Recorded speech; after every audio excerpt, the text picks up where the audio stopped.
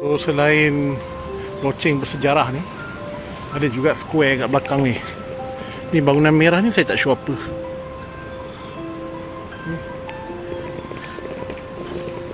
Dah.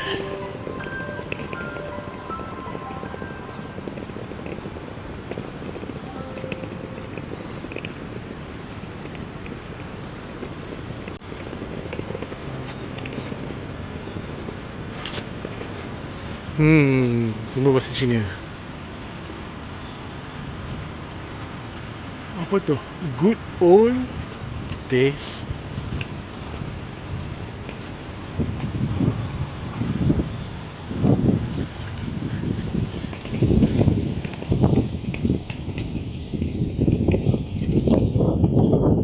Base on main building. Completed 1931. Ni lah kot semua ni. Jom kita naik atas tengok ada apa. Saya tinggal tangga ni saja. Okay, tinggal saya tak apa. Sekejap. Apa kat atas ni?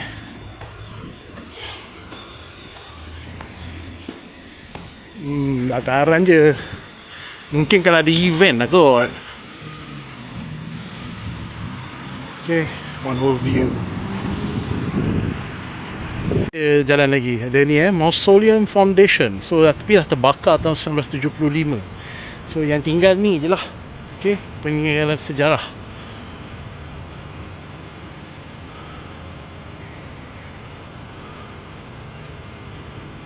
Ada apa dulu, Buddhist temple dekat sini.